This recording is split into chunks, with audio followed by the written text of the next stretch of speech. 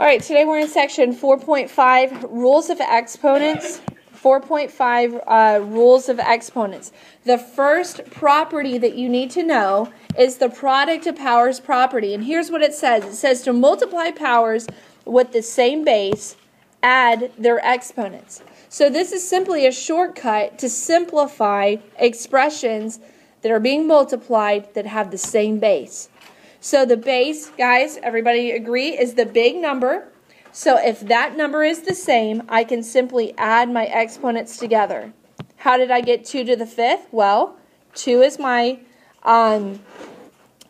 common base, so I can do 2 and then add the exponents to get 2 to the 5th power. Now, this step right here is not a step that you are required to show. However, I'm showing it to you so you can see what I'm doing mental math to get to my answer of 2 to the 5th power. Same base, add the exponents. I want you to try the second one.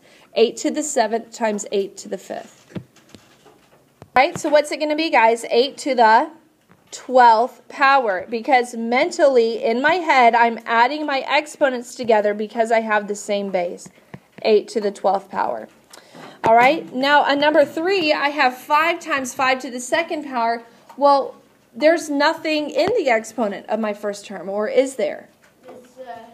It's an understood 1. So if there's an understood 1 there, what is going to be my simplified answer? 5 to the 3rd power. 5 to the 3rd power.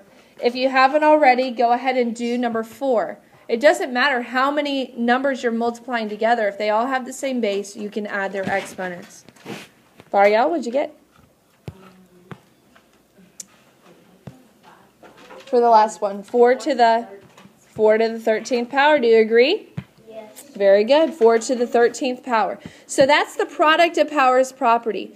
Now in example 2, I'm applying this property to now variables as well. But I'm looking for the terms to have the same base. As long as they have the same base, I can add their exponents. On the first one, I have x to the 6th power times x to the 9th power. Same base. I can add my exponents. X to the 6 plus 9 equals x to the 15th power. Okay? I want you to go ahead and do this second one right here. A times a to the 5th times a squared. Go ahead and solve the second one. All right, what's it going to be, guys? A to the 1 plus 5 plus 2, which is, yes, a to the 8th. Now, again, I won't require you to show me this step. All right, some teachers may. I will not. I do expect you to do that mental math, and the answer is a to the 8th. Now, what do you see that's different about the other 3 problems? They do, but they have numbers as well. Well, are numbers like terms technically? Could I do 3 times 5? Can I work 3 times 5? Yes. What is 3 times 5? 15. Now, simplify your x's. So I multiply the numbers together. 3 times 5 is 15. And now I can combine my x's. What is x times x to the 5th? X to the, 6th. 6th. 5 plus 1 is 6. 15x to the 6th. All right, now 2 times 7, the one below it, is 14. Y to the what? 5th power. All right, take a minute to go ahead and do this one on your own. 2 to the n to the 11th times 6n to the 8th. Okay, 2 times 6 is 12. N to the what, guys? 19th power. Who got it right?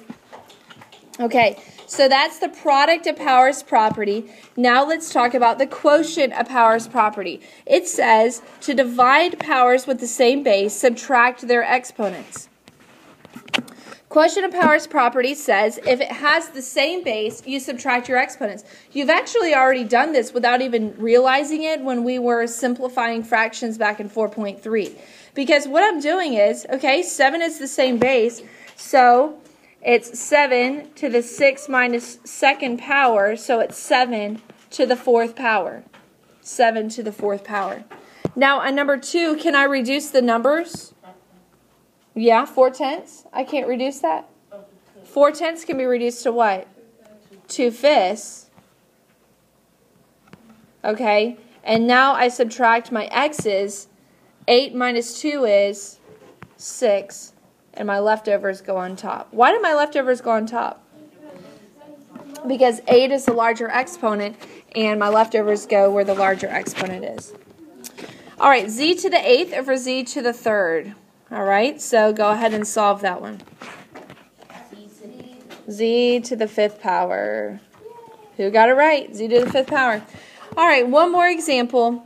In example 4, now I'm using both properties of powers to simplify. All right, so I need to follow order of operations. Order of operations says that I simplify everything in my numerator and denominator first before I divide. Well, can I simplify 3m to the 5th times m squared? Can I simplify that? Yes. Yes, I can. And it's going to be what? 3m to the 7th power over 6m to the 3rd power. And now I can use my quotient of powers property to solve from there. Huh? So what does it reduce to? 1/2, and where does my m to the 4th go? In the numerator. Technically, do I need the 1 up there? No, because it is understood. All right, now I want you to go ahead and try to solve the other 4 problems. You are using your product of powers property and your quotient of powers property to simplify these fractions. Okay, let's go over them. So we should have gotten 10a to the 7th over a squared, which reduces to what? 10a to the 5th power. I subtract. What about number 3? 13b to the what? 13b to the 3rd power. What about number 4? 7x to the 6th power over 10x to the 4th power reduces to? Very good. 7x squared over 10. Number 5, simplify. And what's my answer? 3y to the 5th over 4. Anybody get them all? Get them all right? Good. Good. Anybody miss 1? Just miss 1? All right. Let's see. Okay, if you understand that, that should be everything you need to know for 4.5.